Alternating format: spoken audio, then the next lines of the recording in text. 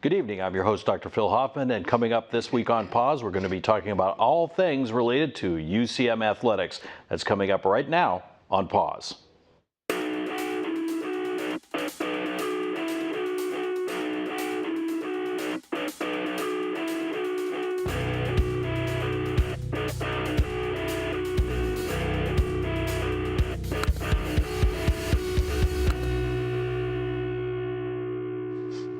And thanks so much for tuning us in here on Pause. And joining us this evening is UCM Athletics Director, Mr. Jerry Hughes. Jerry, welcome to the program. Appreciate you being Phil. here. We're glad to be here. So there's a lot of stuff that has gone on. As I think about the projects that you have been involved in here in the last year or so, there's been an incredible amount of change to facilities and building and things going on in the last couple of years.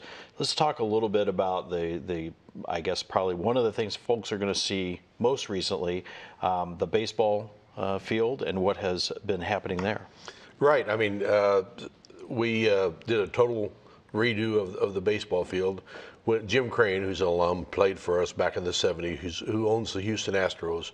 When he was in Kansas City, when the Astros were playing the Royals during the playoffs, he came down the second day on the Friday and visited campus, looked at a lot of things. And Jim and I had been talking about this project for a couple of years. And I told him, the time of the year that we play, we need a synthetic field. We need an artificial surface.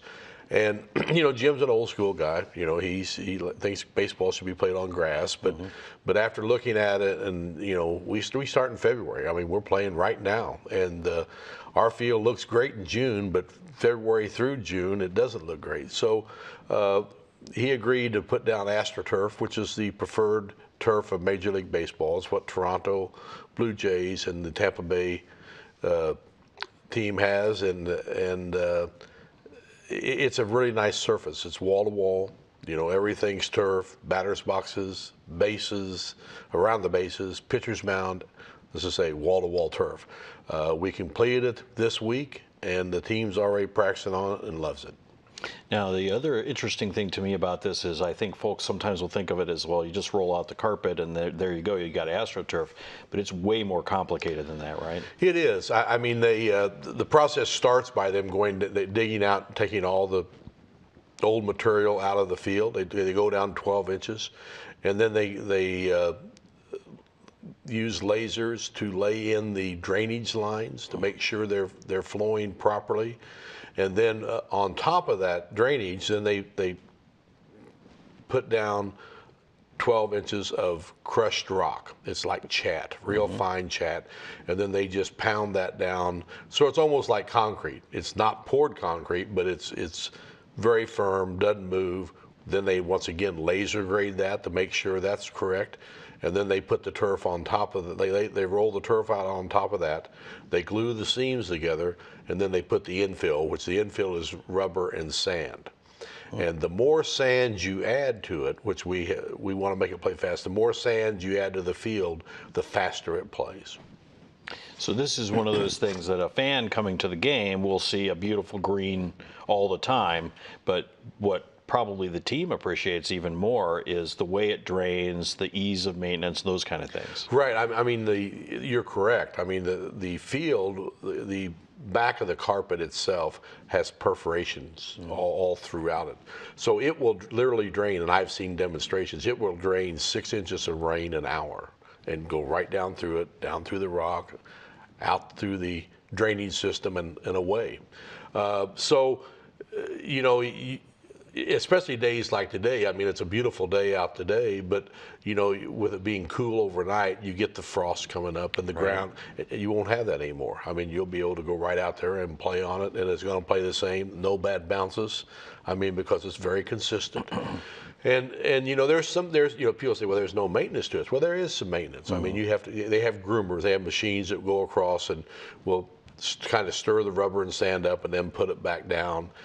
We have a machine that will go across it and pick up loose impediments and filter them out like leaves, so on and so forth. Filter them out, but then put the sand and rubber back down. So there's a little bit, but not near like a natural turf field.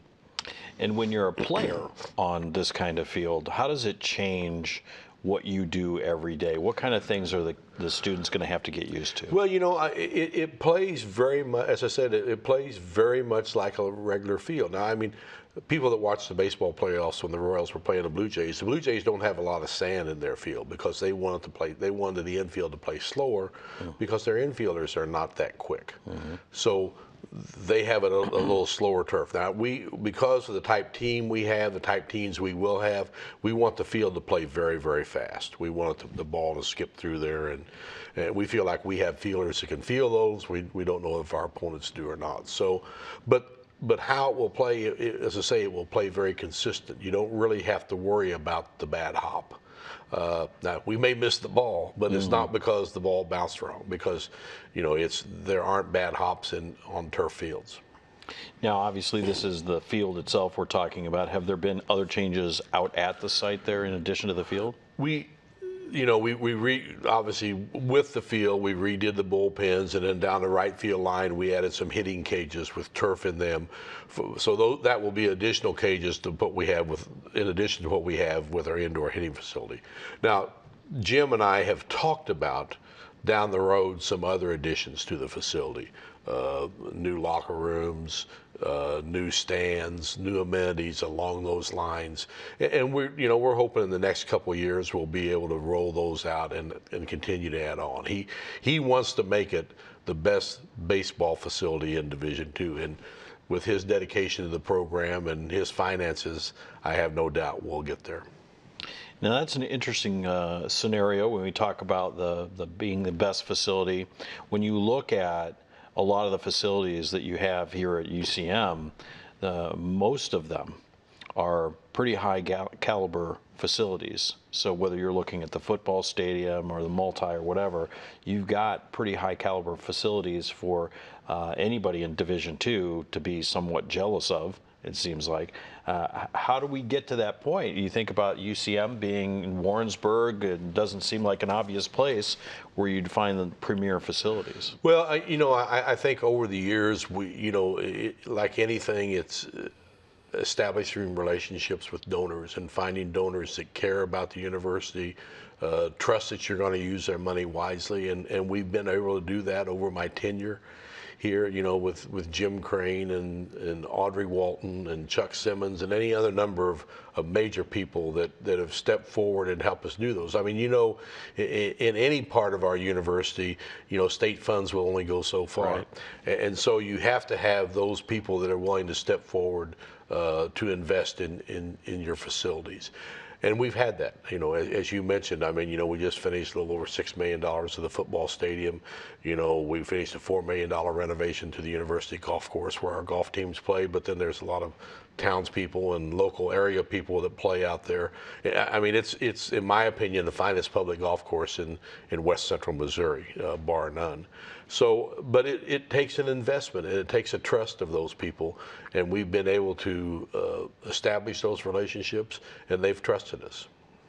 And it's interesting to me because part of your job, of course, is worrying about the student athletes and the teams and records and win-loss. But it seems like another large part of your job is construction and supervising these kind of projects. It doesn't seem like it's let up. So how do you balance, time for students and coaches with time for dealing with the facilities? At the point in my career that I am, I really enjoy my job, and I really enjoy my coaches and the student athletes that are involved in all of our programs. But these type things, these building projects, these facility improvements, they're what really drive me right now. I mean, I've got great coaches in place. I've got a great administrative team that can handle the day-to-day fine. I'm there to step in if I need to. But what really I want to leave as a legacy is when I finally walk out the door, that we have the best facilities top to bottom in Division II, and that's what I'm working on. I'm working on some other projects as we speak to improve some things out of softball and soccer and different other facilities, talking to donors, because it makes such a tremendous impact when you're recruiting student athletes and their families and they come on the campus. I mean, it's no different than here. I mean, you know, the students that come in for the broadcasting, they can come in here and see your studios and the things that you all have and the communications department. It makes a real impact on the young person's decision to come to school, and that's what we're about. We want to create quality situations for our student athletes, both in their athletic area, but also obviously in the classroom. And one of the things that you've mentioned several times now, I kind of want to go circle back to, is student athletes. So for me, when you say that every time, and it's student first, right? When you say student athlete, I think there's a sort of maybe an old school image of athletes maybe not being the best students, or maybe getting all sorts of special breaks because they're athletes. But that's not the reality today, right? Right. I mean, you know, we are. In fact, I had a meeting this morning with 2 young men, baseball recruits, and their parents from St. Louis, and they're coming to look at us. And I was talking to them, and we always emphasize that, you know, our goal for any of our student athletes is, the first goal is for them to come here, have a good experience, and walk across the stage with their degree. If they have an opportunity in their sport to play beyond their playing career here, whatever the sport may be, that's great. But what we want them to have is to get their degree. And that's one thing that Jim Crane always talks to the student athletes, the baseball players, when we have them down in Houston at Minute Maid. He takes time and talks to the players every year. And he tells them, you know, less than 1% of the young people that ever play baseball will ever play even 1 inning of professional baseball. And he goes through all the stats. He's got more than that. But his thing is, baseball gave him the vehicle to get a degree, and with that degree, he's been able to make a lot of money. So the key thing for the young people when they come here is to get their degree. And we're going to do everything we can possible for our student athletes. I mean, we do have a lot of things in place because they do miss class being away at competitions. They do have very demanding practice schedules, so on and so forth. But we're going to provide them the help through the Success Program, through tutoring, or whatever it takes to help them achieve success in the classroom. And that's something, when you talk about a young person trying to decide what school they're going to go to, obviously part of it is facilities, which we've spoken about a little bit.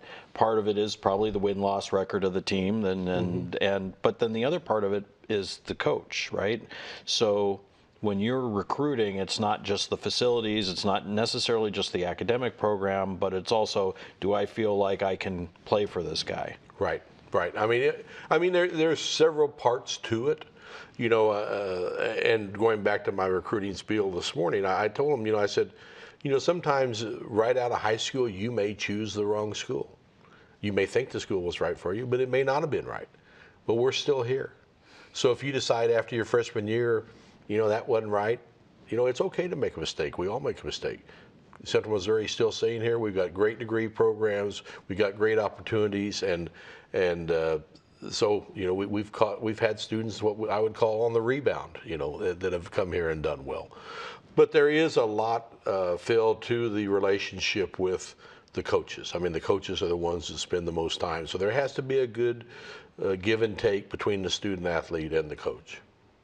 It's a really, you think about the life of a student athlete. I always find it kind of amusing that there's some again, I think it's an old image of, you know, people skipping classes, and that's not been my experience, that you have a young person who works a lot of hours to prepare for games, to practice, to do those things. They're in class, they're doing what they're supposed to do for class, and then oftentimes I find they're doing other things in addition to that. They're maybe in a club, or perhaps they work for us at KMOS, or perhaps they have a job somewhere where they're working. So you think about the day-to-day activity of these young people, it's a pretty impressive thing to see how many hours they devote to what they're doing. It is. I mean, we have any number of students, as you say, that do a lot of other things on campus besides being involved as a student athlete and obviously taking care of their classwork. They do a lot of student engagement activities throughout the community in the area, whether it be through our literacy reading program with the elementary schools here in town. We have a number of them that go out to the veterans home and visit with the veterans, and other activities along those lines. So they're constantly giving back to the community. They, really enjoy being around young people, talking to young people. So it's a real time demand for them. But we tell them all the time that's what life is about. I mean, it does. You don't have just 8 to 5 jobs necessarily. If you're going to be really successful, you're going to have to put in a lot of time. You're going to have to learn to manage your time. Mm-hmm.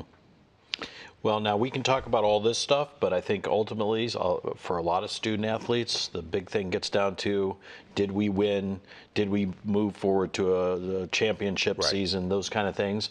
And I think one of the interesting things that really has struck me since I've been here at UCM is that you don't have, as I've seen in other places, sort of one dominant sport that always does great, and the other ones are sort of not ever competitive.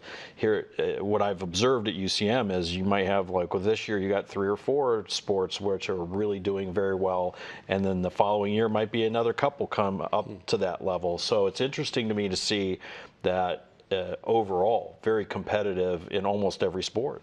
Well, and that's the thing about athletics is it's very quantifiable. I mean, as you say, you win or you lose. You can look at the end of the year and see how many you won, how many you lost. And the last 3 years, we finished in the top 3 in the their field directors cup, which is based upon your overall performance at national championships and across the board. And you aren't going to be in the top 3 of over 300 schools if you don't have a diversified program across the board. And that's one of the things I stressed going back to the early 80s when I became athletic director. I didn't want to be known as just a football school or just a basketball school or just whatever. I wanted everyone to have the opportunity to be good, because no matter what the sport was and the students in that, I wanted every one of those students in that sport to feel like they had the same opportunities. And so we travel the same way. They eat the same thing. Whether it's McDonald's or Pizza Hut or what, and I'm not trying to throw. I'm just throwing out. It's not. Right. It's just. But it is what it is. I mean, you want the students to feel good about themselves. You want them to have the opportunity to compete well in the conference and then move on to national competition. And our coaches have done a good job of that. And then my whole thing is success breeds success. If they look across the street and they see this sport doing well, we want to do that, and that's what's happened. And when you talk about success, one of the other challenges, of course, is anytime you have a big success, as you did a couple years ago with basketball, for example, then everybody starts coming looking at your coaches, and they start, what can we take away from this program? So that's got to be a challenge too, in your role, in the sense that the more success you have, the more you have to build that machine. It is, and we lost a great coach in Kim Anderson. He did a great job for me for 12 years. Couldn't have asked anything more. 3 Final Fours and a national championship. But Doug Carlson and his staff have come in and done a nice job. I mean, we're not having the year that we would like this year, but we've had a lot of injuries. We've lost some key performers for the season, ending injuries, but we've got a very young team. I mean, a lot of time you look out there, we've got 3 and 4 freshmen on the floor at the same time. So the future is very bright. But at this level, you aren't able to stockpile a bunch of student athletes. So you kind of have to reload every now and then. You can't just constantly keep it going. So you may have a little fall back here, but I think for basketball, for example, where we're at right now, I think we'll be very good again next year. I think a lot of our sports, I think football is going to be outstanding next year. I mean, we were just barely away from knocking down the door this year, and we've returned virtually everybody. So that's a good place to be in. So one of the other things you mentioned earlier, which we haven't talked about yet, was the changes to the golf course. And I know I heard you speaking earlier back at the beginning of the summer, I think, about the challenges with the lake and water and problems. And so let's talk a little bit about that project and what it took to get it where it is today. Well, it was a very, very nice project. We had a lead gift from Audrey Walton, and the project ended up being close to $4 million. all privately raised, no state money in that project. We put it out for bid. Frontier Golf, who's a company out of their home office in Pennsylvania, but they also have one in Phoenix, Arizona, was the construction company that did the work. They're the convenience contract holder for the Pebble Beach Corporation. They do all the courses at Pebble Beach, plus numerous other resort courses around the country. So the quality of construction was outstanding, and the goal was to totally redesign the golf course. We had some places where they were unsafe because we had cart paths going in front of tee boxes, so on and so forth. So we achieved that goal. We totally rebuilt the greens. We've got PGA spec green or USGA spec greens, Zoysia fairways, Zoysia tee boxes. It's a really state-of-the-art golf course. And then the cherry on the top, so to speak, was we built an island green at 18. Our 18th hole is a par 3 with water surrounding it. We built an island green, which is like TPC in Jacksonville. In fact, we had the crew that built the wall for TPC in from Florida to build the wall around our 18th hole. So it's really a classic finishing hole. And you know, people can sit there on the patio and have dinner or appetizers and the beverage of their choice while they're watching people hit balls in the water. So it's it's a fun spot to be. Now, in all this, as we look at all this stuff that's gone on here in the last few years, one of the other things, and I know this is not the main thing you wanted to talk about today, but one of the other things is that your work has recently been honored for your career, basically, in the Missouri Hall of Fame. Let's talk a little bit about that. Well, yeah, I was fortunate enough to be inducted into the Missouri Sports Hall of Fame in 2005, which was a tremendous honor. You know, I was very appreciative of Gerald Andrews, the executive director of the Missouri Sports Hall of Fame in Springfield, for inducting me into the Sports Hall of Fame. You know, I had a lot of fun on that weekend, and my family was there. And then about in October, Gerald called me. So I thought, you know, Kim Anderson's gone in when he was here. Kathy Anderson's gone in. So I thought, well, he's calling me about another coach that he wants to put in the Missouri Sports Hall of Fame. And he said, you got a minute? I said, sure. He said, we would like to make you a Missouri sports legend. And I said, what? He said, we would like to name you a Missouri sports legend, which I'm the 33rd Missouri sports legend there. You know, and they have what they call Walk of Legend around the Hall of Fame. And there's 3 or 4 that are full-size statues: Payne Stewart, Norm Short, or Norm Stewart, Payne Stewart, Stan Musial, you know, and then the rest of them around that walkway are on a limestone pedestal with a bust. And so he said, we'll make a bronze bust of your head and go on from there. So the ceremony was on January 31st. We had a number of people from campus and around the area and around the state came.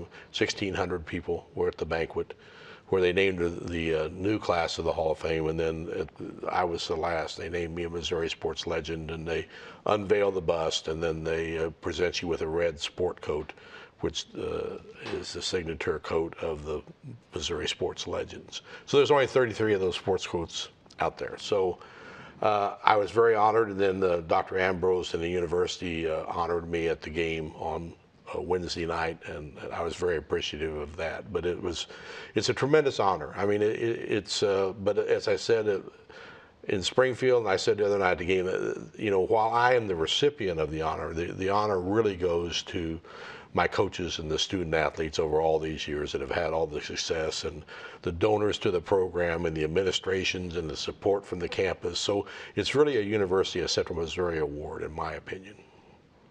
Well, we'll congratulate you on it. Well, thank you. Thank you. So now we only have a couple minutes left. If folks are watching this program and they want to find out about schedules, when a game is, where a game is, that sort of thing, where do they go to find that information? They can go to our website, go to the athletic website, and if they can click on the sport, they can click on schedules at the top. But they click on the sport, let's say you click on baseball, and then the baseball will pop up, and then it'll have, you know, the roster, the coaches, the schedule, and then you click on that, and everything will just filter down from there. The weekly schedule, the current weekly schedule we have on the front page of our website. So when you first get to the athletic website, you can look over on the right-hand side about the middle, and it has the upcoming events for that week. Great. And we have a baseball game coming up real soon, We right? do. March 4th, we're going to dedicate the field. Jim Crane's coming in from Houston, and he's flying up, and he's going to be here to throw out the first pitch on our new field. That's awesome. Nothing I love better, Jerry. The weather's finally nice. You can go out, you see a nice green field, and just sit back and enjoy a baseball game. One of my favorite things. Me too, because baseball season's usually a little slower time for me, so I like going to a baseball game and just sitting back and watching it. Yeah. Well, thank you for joining us. We appreciate you taking the time. Thank you very much. I appreciate it. That's Jerry Hughes. He's athletic director at the University of Central Missouri and recent recipient of the Legends Award in the Missouri Sports Hall of Fame. Thanks for joining us here tonight. We'll be back with more on Pause next week right here on KMOS.